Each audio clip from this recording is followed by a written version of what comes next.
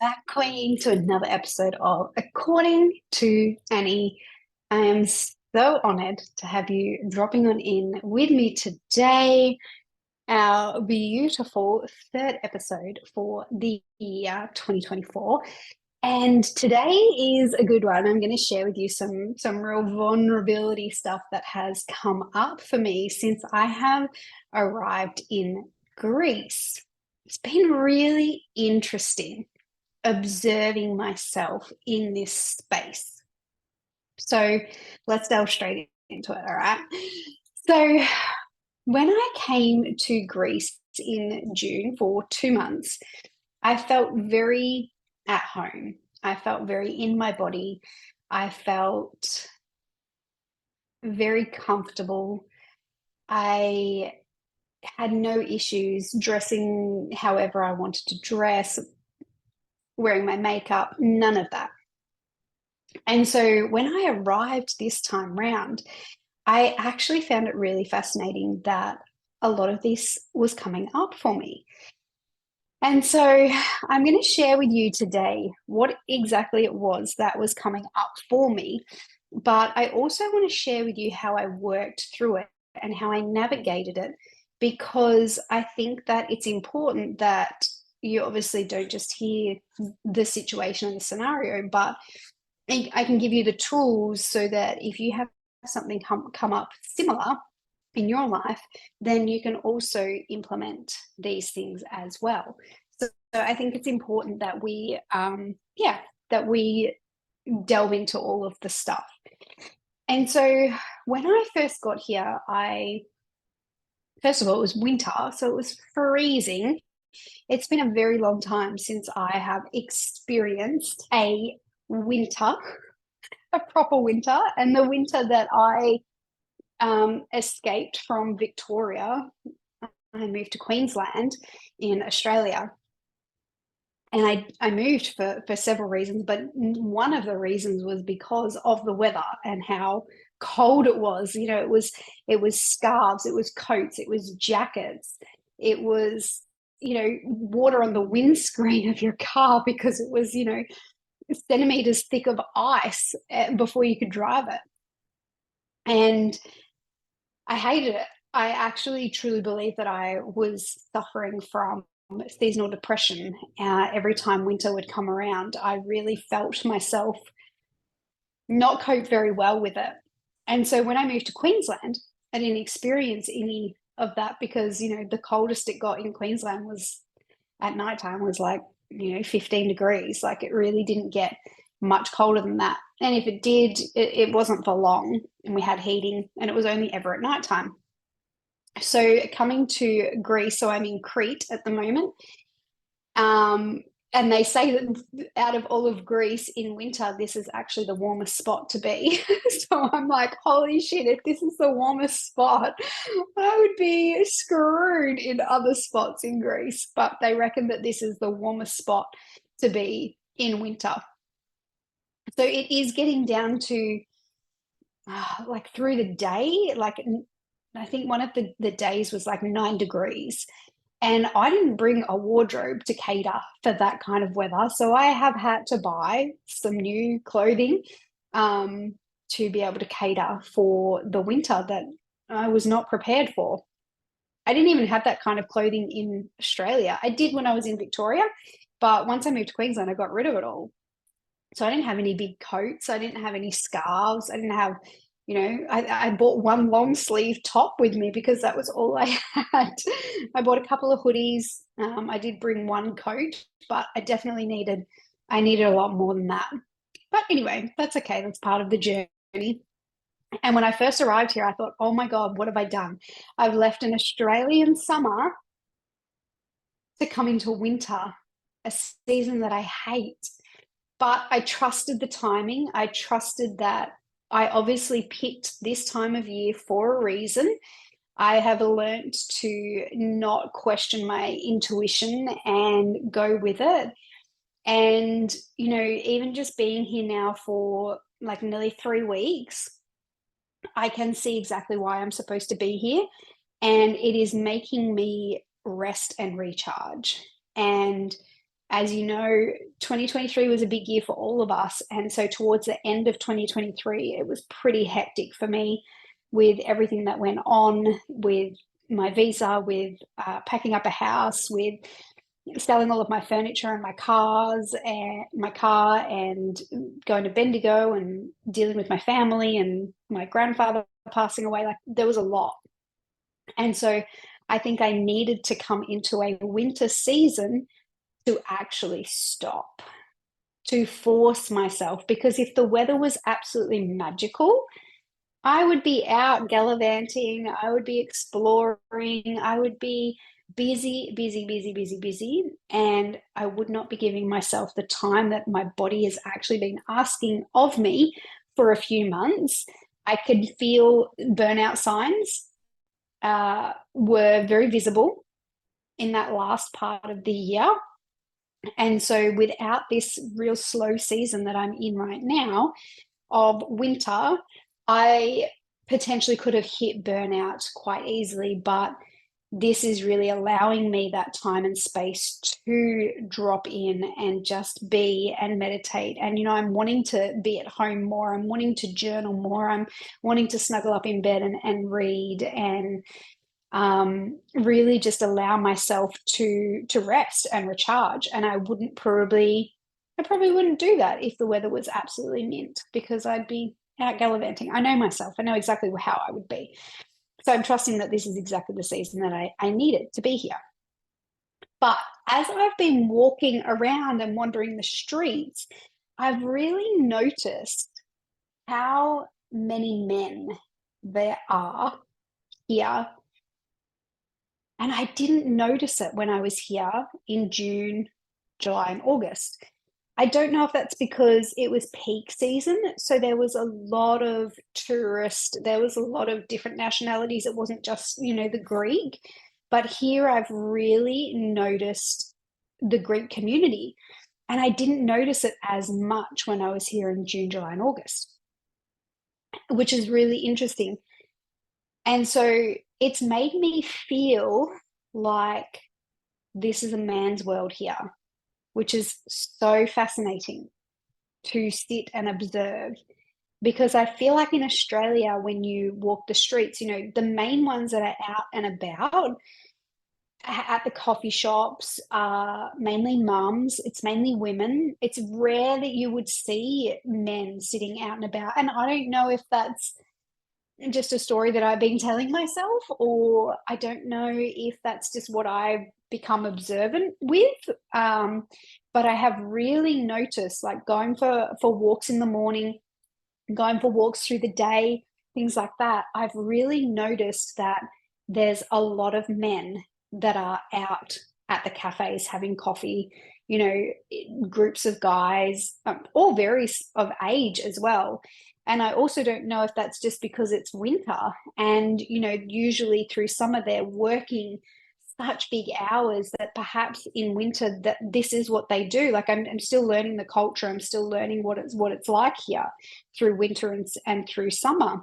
So perhaps, in summertime, they're not at the cafes because they're working so hard with the tourist and the summer season, and they take more of a break, and that's why they're out and about more. I don't know. This is all learnings of being in a foreign country. And so, as I've been wandering the streets and navigating, I obviously stand out. I'm clearly not Greek.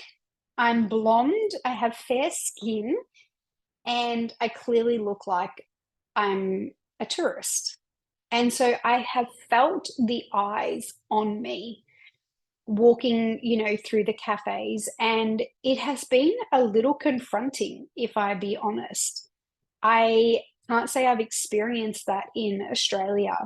In Australia, I have felt very in my skin and very confident and, happy wearing what I wanted to wear. And I didn't feel like I cared about what other people were saying or thinking, or I just didn't feel that. Whereas here, I have felt like all eyes are on me.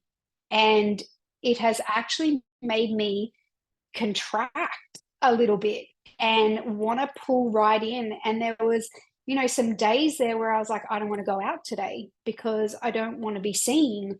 And the very first day that I arrived here, literally like the first day, I had this young guy come.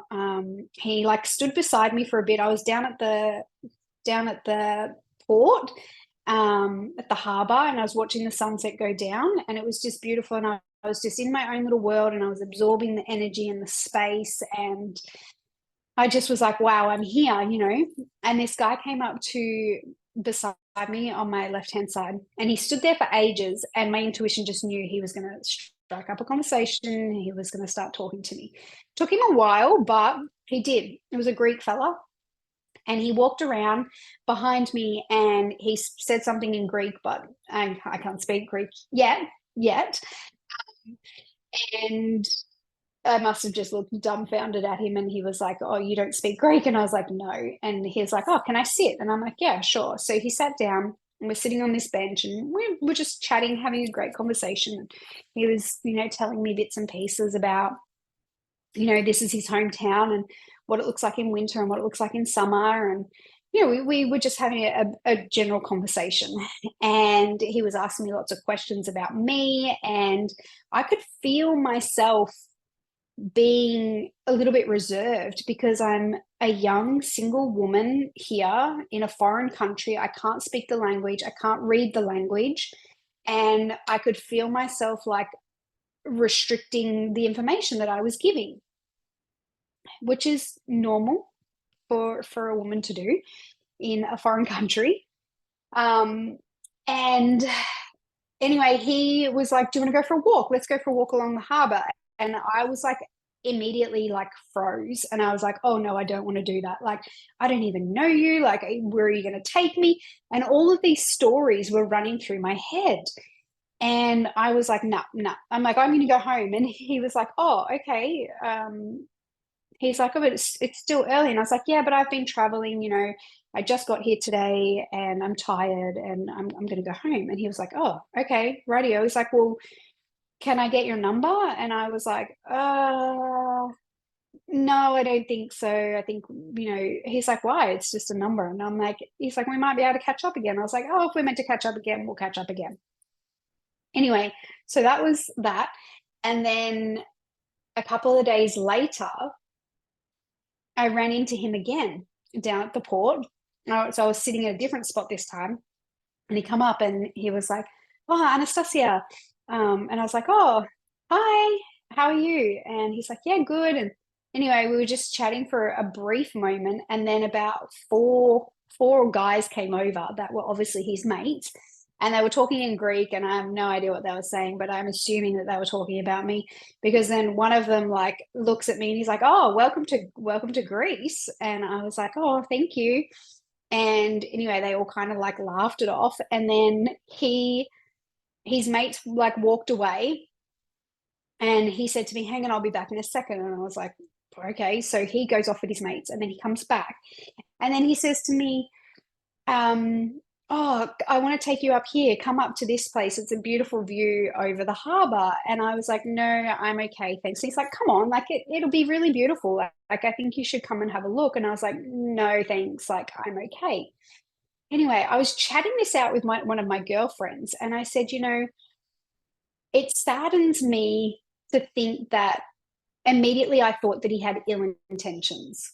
In my mind, I created this story of like, well, what did they go off and talk about? And is he trying to like get me to be in a place where they're all going to be waiting for me?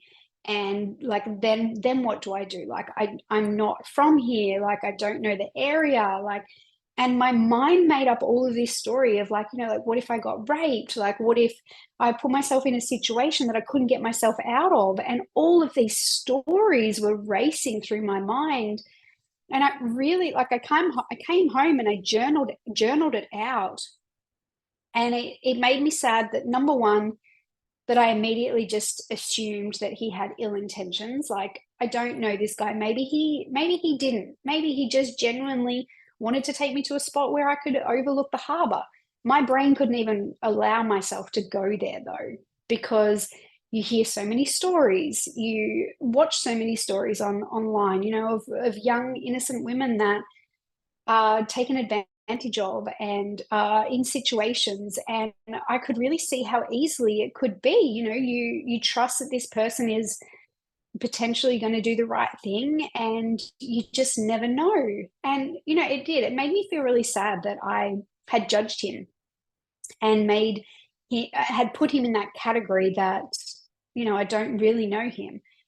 However, I also was listening to my intuition too, so I am glad that I didn't follow through with it. But I really observed this situation that I was in. And as the days kept rolling by, and I kept really observing the way that guys were interacting with me and were watching me and making eye contact, and then talking in Greek to their friend, like, it really made me observe how it made me feel in my body. And so, whilst you might see the photos of the magical history, the beautiful scenery, the coffees and the chocolate croissants, and me wandering the streets aimlessly through social media, the thing that you're not seeing is the stories that my ego is making up. The times when I need to just sit in the street and just like grab myself a moment of breathing because of the anxiety of being in a foreign country and not knowing the language and not being able to read the language. Like, it's been a lot on my nervous system, feeling really overwhelmed. You're not seeing the uneasiness that I'm feeling in my body of being in this foreign country. And so, talk about like really throwing myself in the deep end. Not only did I pack up my life and move to a foreign country, but I moved to a country that I can't speak the language, I can't read the language. And that's actually, I didn't realize how much that makes you feel safe by not being able to read the language or being able to understand it, because I don't know what they're saying. I don't know the street signs, all of these things. And so this biggest story that was coming up for me around all of this was me wanting to dim my light. And so the things that were coming up was like, you don't want to be seen. So don't wear your red lipstick. Don't wear that outfit. Cover yourself right up. You do not want to stand out. You want to blend in. You already stand out enough. And, I sat with these stories and I was like, why? Like, why are these stories coming up?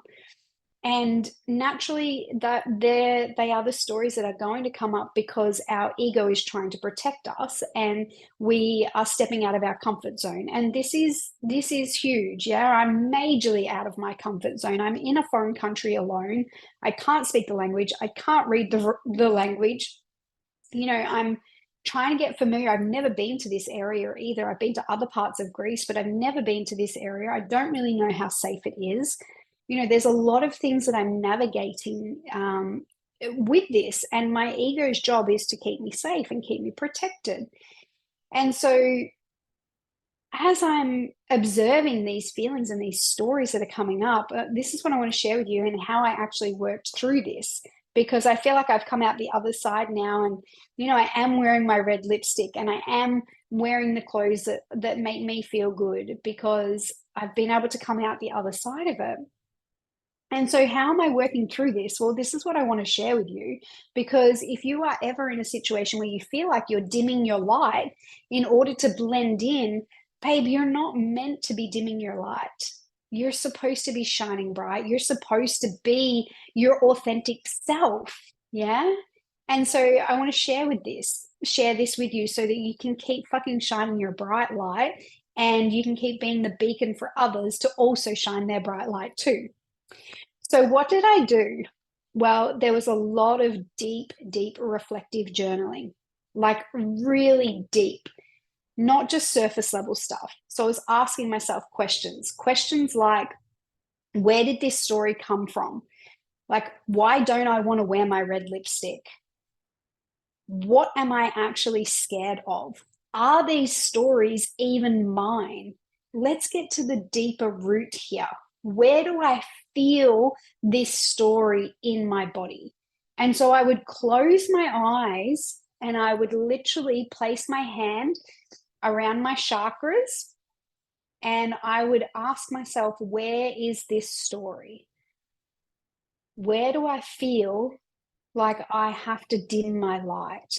And the biggest space that it came from was my root chakra, which of course, our root chakra is the bottom chakra, the base chakra. It sits like around our womb space, like just below that womb space area, like the base of your spine. And it made sense because that is your safety, that is your security. And so this here is where I really discovered what the actual story was. And this is why healing, there's no timeline, because you have to be gentle in the process. There's no just asking one question, you get to the root of it. You have to be courageous enough to keep asking why, where, how does this make me feel? And you have to trust the process in getting to that story. Now I'm able to work through things really quite fast, but you know, in the past, like these kind of breakthroughs would take me months before I could actually get to the root. But you know, after doing so much work and having these tools and having these methods, I can now get to it reasonably fast. And when I say reasonably fast, within like a 24, 48 hour period, if I allow myself that time to really navigate and go there and go deep with it, because it can be confronting, like actually getting to the root of the story. And so the actual story, the real story that was at the root of all of this was a woman who stands out can get herself into trouble with men. That was the root core of the story as to why I was dimming my light. But what I came to realize is that that is actually not my story. That is something that my mum would say all of the time. And I also grew up in a very strict religious household. And so we weren't allowed to wear certain clothing. We weren't allowed to wear a two-piece bikini. I wasn't allowed to wear things that were above my knee. I was never allowed to have my midriff showing. And the reason for all of that is because that draws attention to yourself. And when you draw attention to yourself, you get yourself in trouble. So you only have yourself to blame. They were the stories that were all associated with me wanting to dim my light, with me not wanting to be my authentic self in this country here, because I was scared that if I stood out, then I'm bound to get myself into trouble because I'm asking for it. How insane is that? And I know that this is not only my story. You know, I since have met a beautiful Brazilian woman here that I've become really beautiful friends with. And I was sharing this story with her, with something that I was working through. And she was like, I can understand it, you know, as a foreigner myself, I understand it. And we were talking about how, you know, that it is very common for women to kind of dim themselves down, because a lot of men do think that we dress and we wear our clothes and we wear our makeup and our hair for them. But I don't wear my makeup for you, for men. I don't wear my outfit because I'm wearing it for a man. Maybe when I was younger, yes, I might have, because I was looking for the validation. But now I am not that woman. I do it for me because it makes me feel good. It is who I want to be. I don't do those things for anybody else. It's purely for my own joy, for my own pleasure. That's it. I do not do it for anybody, nobody, man, woman, anyone, not at all. And so, as I was navigating this belief that was coming up, you know, as you can see, it was a deep rooted childhood belief because of growing up in the religion, you know. And I remember, you know, just hearing as a child, you know, adult conversations, you know, which We all do when we're children. We listen in and we eavesdrop to adult conversations. And I remember, there'd be certain scenarios where maybe a woman has got herself into trouble and it was like, oh, well, what did she expect? What did she expect was going to happen? Of course that was going to happen. Look what she was wearing. What the fuck? What the fuck? Just because she was wearing that outfit didn't mean that she deserved to be treated badly, to be raped, to be taken advantage of. Like, what the fuck? So this was this new story that I got to heal and work through. And so another thing that I realized is, that the woman that I am today is so fucking smart, like so smart. And she has strengthened her intuition tremendously. Pardon me. Like tremendously. My intuition is so on point that there is no way I would ever put myself in a situation that felt even just 2% not right. And so as I was navigating this, I was actually thanking my body. Because what was happening was my body was giving me all of the signals that I needed to heal this. And if I chose to ignore all of these things were coming up, I wouldn't have been able to rewrite this story. I wouldn't have been able to heal this part of my timeline. I wouldn't have been able to collapse time and be sitting here recording this episode with my full face on, with my beautiful bright red jacket. Yeah. And later on, I'm going out and I'm going to look like this as well. I'm catching up with Evelyn and I'm going to have a look at an event. And I'm not going to take my face off. I'm not going to change my outfit. But if I hadn't worked through this story and I didn't give myself the space for me to feel the uncomfortableness, if I didn't reach out for the support with beautiful sisters who helped mirror back to me and listened and held that space for me to navigate what was going on, I wouldn't be in this part that I'm in right now, like back in my power. I wouldn't have had the tools to create the safety in my own body. And that's what it really comes down to, is being able to allow ourselves these tools and knowledge and wisdom that the signals that our body gives us, so that we can hold new levels of compassion for ourselves as we navigate new levels of growth, both personally and in business. Because we get to understand what's happening on a much deeper level.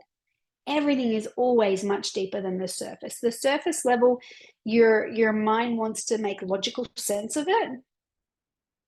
But when we actually get to the deeper root of it, that's where the shift happens. That's where the timeline gets collapsed. That's where you claim your power back. That's where you step into your most authentic self. Because the truth is that your capacity to hold and lead yourself through the challenges that you get faced, the obstacles, the universal assignments, your capacity to hold and lead yourself through those times is going to be a direct reflection of how much money comes into your life. Because the deeper we feel, the wider our capacity is to receive. And that has been one of the most valuable lessons that I have learned from a previous mentor around feeling. I was someone that had never cried from the age of 18 through to probably 30, maybe 30. I'm trying to think when my relationship started to fall apart. Big time, probably 30. I don't believe that I had ever shed one tear in those years. I had built such a strong, resilient fucking wall around my heart, myself, that I never allowed myself to feel. But by not feeling, that rippled into every other area of my life, and it majorly impacted my business and the amount of money I could make, which is why I'm sharing and so passionate about sharing the breakthroughs that I have, because this is the work, guys. This is the work that we get to do on ourselves that actually make a difference, that actually allow us to scale our business, that allow us to attract all of our desires that we want, because we have to let go of things in order to create more space. We have to make space to bring things in. That is how it works. So remember that if something feels a little off, or something you're trying to navigate, and you're like, I don't know about this, sit with it, feel it, allow yourself to process what's going on. Where is it in your body right now? Where do you feel it? What part of you is scared? What version of you in your timeline is trying to speak right now? Give space to that. Give space to that version so that you can heal it and you can collapse that timeline. Because like I said, the deeper your capacity is to feel, the wider your capacity is to receive. So I'm so grateful that I had this beautiful experience, because now I get to share it with you so that you can also continue to shine your fucking light, because we need more people like you and I. We need people like us that really are going to step into their most authentic self and do this work on themselves. So thank you for tuning in today. And I hope you got some beautiful, valuable lessons out of this. If you did, if there was a light bulb moment or something clicked, come and let me know. Shoot me a DM. I'd love to hear. Otherwise, have a fabulous day. Thank you once again for choosing to tune on in. I'll talk to you soon. Bye.